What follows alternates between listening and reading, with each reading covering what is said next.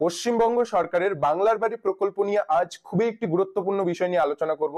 Recently বাংলার বাড়ি প্রকল্প নিয়ে আমরা বেশ কয়েকটি ভিডিও দিয়েছিলাম। সেই ভিডিওতে অনেকেই কমেন্ট করে জানতে চাচ্ছেন, অনেকের মোবাইল ফোনে এখনো পর্যন্ত বাংলার বাড়ি প্রকল্পের আওতায় কোনো এসএমএস আসেনি। আপনারা ইতিমধ্যেই শুনতে পারছেন, অনেকের মোবাইল ফোনে এসএমএস আসে, আর সেই এসএমএস এ ইউডিআইএন ভেরিফিকেশন করতে বলা হচ্ছে, অর্থাৎ আধার ভেরিফিকেশনের জন্য এসএমএস পাঠানো হচ্ছে। যাদের মোবাইল ফোনে এখনো এসএমএস আসেনি তারা কি বাংলার বাড়ি প্রকল্পের সুবিধা পাবেন না, এই বিষয়টি নিয়ে অনেকেই কমেন্ট করে জানতে চাচ্ছেন। তো দেখুন, আপনাদের কাছে বিষয়টি স্পষ্ট করে দিচ্ছি, বাংলার বাড়ি প্রকল্পের বাকি থাকা 16 লক্ষ পিডব্লিউএল লিস্টের প্রত্যেক উপভোক্তার বাড়িতে আবারও একবার সরকারি টিম যাচ্ছে। সেই নির্দিষ্ট উপভোক্তা আদৌ বাড়ি পাওয়ার যোগ্য কিনা সেটা আবারও একবার ক্রস ভেরিফিকেশন করে দেখা হচ্ছে, সুপার চেকিং করে দেখা হচ্ছে। উপভোক্তার বাড়িতে সরকারি আধিকারিকের টিম গিয়ে আবারও একবার ছবি তুলছে, জিও ট্যাগিং করছে, একাধিক পর্যায়ে কিন্তু যাচাই বাছাই চলছে। যাদের বাড়িতে ইতিমধ্যে সুপার চেকিং এর কাজটি হয়ে গিয়েছে তাদের মোবাইল ফোনেই পাঠানো হচ্ছে এসএমএস ইউডিআইএন ভেরিফিকেশনের জন্য। তাই বলছি, আপনার মোবাইল ফোনে এখনো যদি ইউডিআইএন ভেরিফিকেশনের জন্য কোনো এসএমএস না এসে থাকে তাহলে চিন্তিত হওয়ার কোনো বিষয় নেই।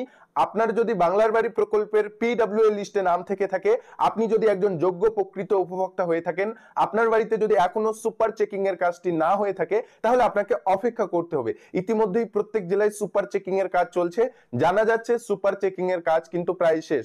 যাদের সুপার চেকিং হয়েছে তাদের মোবাইল ফোনেই কিন্তু এসএমএস গুলো পাঠানো হচ্ছে আধার ভেরিফিকেশনের জন্য। কাজেই আপনাকে অপেক্ষা করতে হবে। আর জানিয়ে রাখছি, বাংলা আবাস যোজনা প্রকল্পের পিডব্লিউএল লিস্টের সমস্ত উপভোক্তাদের সুপার চেকিং আধার ভেরিফিকেশন হওয়ার পরেই যে বাংলার বাড়ি প্রকল্পের টাকা ব্যাংক অ্যাকাউন্টে দেওয়া হবে তেমনটা কিন্তু নয়। এরপরে আরো একাধিক ধাপ রয়েছে। যাদের পিডব্লিউএল লিস্টে নাম ছিল তাদের বাড়িতে প্রথম ক্রস ভেরিফিকেশন করা হয়েছে, জিও ট্যাগিং করা হয়েছে, আধার ভেরিফিকেশন চলছে। এরপরে তাদের কিন্তু একটা খসড়া তালিকা প্রকাশ করা হবে। সেই তালিকা টাঙা থাকবে পঞ্চায়েতে ভিডিওতে। আর ওই খসড়া তালিকা নিয়ে যদি কারোর কোনো অভিযোগ থাকে তাহলে 10ই নভেম্বরের মধ্যে প্রশাসনকে অভিযোগ জানানো যাবে। খসড়া তালিকা নিয়ে যদি কারোর কোনো অভিযোগ না থাকে তাহলে গ্রাম সভা ডেকে ওই তালিকা অনুমোদন করে নেওয়া হবে। এরপরেই চূড়ান্ত তালিকা প্রকাশ করা হবে। চূড়ান্ত বা ফাইনাল লিস্টে যাদের নাম উঠবে তাদেরই ব্যাংক অ্যাকাউন্টে বাংলার বাড়ি প্রকল্পের প্রথম কিস্তি 60,000 টাকা ঢুকবে।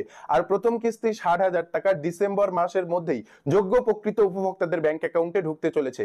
আপনার যদি পিডব্লিউএল লিস্টে নাম থেকে থাকে, আপনি যদি একজন প্রকৃত উপভোক্তা হয়ে থাকেন, আপনার যদি সত্যিকারের বাড়ির প্রয়োজন হয়ে থাকে তাহলে আপনি নিশ্চিন্ত থাকতে পারেন, আপনার টাকা ব্যাংক অ্যাকাউন্টে ঢুকবে।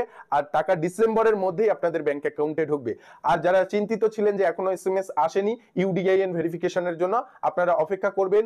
সার্ভের কাজ কিন্তু চলছে।